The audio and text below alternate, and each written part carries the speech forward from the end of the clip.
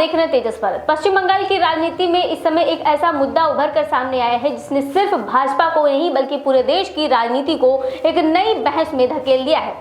सवाल गाय का है, सवाल गौ माता के सम्मान का है और सवाल उन दोहरे चरित्र का है जिस पर अब खुलकर बहस शुरू हो चुकी है। चर्चा उस फैसले की है जिसमें 14 वर्ष से अधिक उम्र की गायों को काटने की अनुमति दिए जाने की बात कही जा रही है। आपको बता दें कि शुभेंदु अधिकारी के नए निर्देश के मुताबिक किसी गाय या भैंस को तभी मारा जा सकता है जब उसकी उम्र 14 साल से ज्यादा हो। इसके अलावा पशुओं को खुले में मारने पर भी पाबंदी लगाई गई है। अब इस मुद्दे को लेकर विपक्ष, सामाजिक संगठन और कई मुस्लिम संगठन भाजपा को सीधे घेर रही है।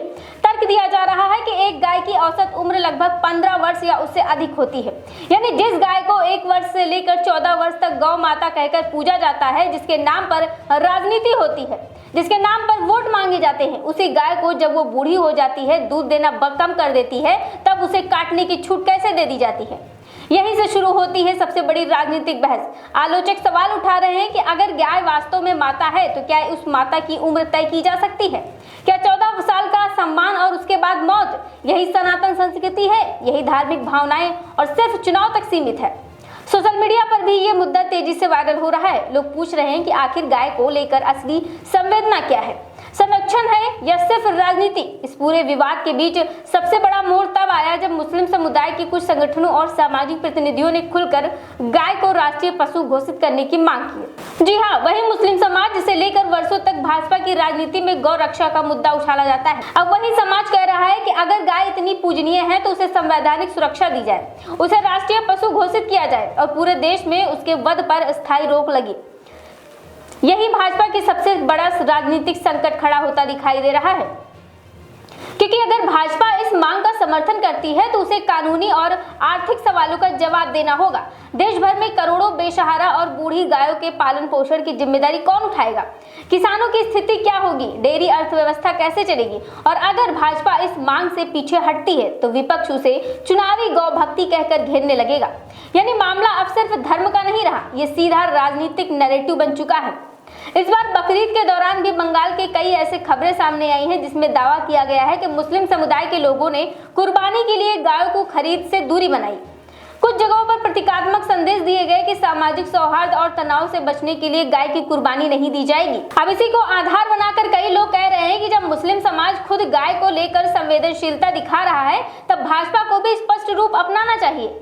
राजनीतिक विश्लेषकों का मानना है कि भाजपा वर्षों से गाय और हिंदुत्व की राजनीति के सहारे बड़ा जनाधार तैयार करती नजर आती है, लेकिन अब वही मुद्दा उसके लिए उल्टा पड़ सकता है, क्योंकि जनता अब भावात्मक नारों से आगे जाकर ठोस नीति पूछ रही है। अगर गाय माता है तो उसके लिए राष्ट्रीय नीति क्या है? अगर गौ रक्षा जरूरी है तो बूढ़ी गायों के लिए व्यवस्था क्या है? अगर धार्मिक सम्मान है तो आर्थिक उपयोग खत्म होने के बाद संवेदना कहाँ चली जाती है? यही सवाल है अब भाजपा को असहज कर रहे हैं। विपक्ष भी इस मुद्दे का हाथों हाथ लेने में जुट गए हैं। तृणमूल कांग्रेस से लेकर कई क्षेत्रीय दल इसे दोहरे चरित्र की राजनीति बता रहे हैं। कहा जा रहा है कि चुनाव के वक्त गाय याद आती है, लेकिन जब पालन पोषण और संरक्षण की जिम्मेदारी निभाने की बात आती है तब सरकारें पीछे हट जाती हैं। हालांकि भाजपा समर्थन का कहना है कि इस पूरे मुद्दे को तोड़ मरोड़ कर पेश किया जा रहा है। उनका दावा है कि सरकार का उद्देश्य केवल अनुपयोगी पशुओं के प्रबंधन और किसानों की समस्याओं का समाधान करना है, लेकिन राजनीतिक तौर पर नुकसान की आशंका इसलिए भी बढ़ गई है क्योंकि विपक्ष इसे गौ माता बनाम सत्ता की राजनीति के रूप में पेश कर रहा है। अब देखना होगा कि भाजपा इस मुद्दे पर खुलकर जवाब देती है या फिर चुप्पी साधे रखती है। लेकिन इतना तय है कि बंगाल से उठी ये बहस अब सिर्फ एक राज्य तक सीमित नहीं रही, ये सीधे देश की राजनीतिक, धार्मिक भावनाओं और सामाजिक सोच के केंद्र में पहुंच चुका है। सवाल अब सिर्फ गाय का नहीं है, सवाल ये है कि क्या आस्था स्थायी है या फिर उसकी भी एक एक्सपायरी डेट तय कर दी जा रही है। और शायद यही सवाल आने वाले समय में भारतीय राजनीति का सबसे असहज सवाल बनने वाला है। हाथ उठाकर इस बात की तारीफ करते हैं, हाथ उठाया नहीं, वीडियो रोज करें, पूरे मजमे का वीडियो बनाइए और इसको वायरल कीजिए। नहीं, हम अपनी हुकूमत से यह मुतालबा करते हैं, प्रदेश की हुकूमत से भी, सेंटर की हुकूमत से भी, कि गाय को राष्ट्रीय पशु का दर्जा दीजिए। मैं बोलूंगा गाय को आप कहिए कि राष्ट्रीय पशु का दर्जा दीजिए। गाय को राष्ट्रीय पशु का दर्जा दीजिए। गाय को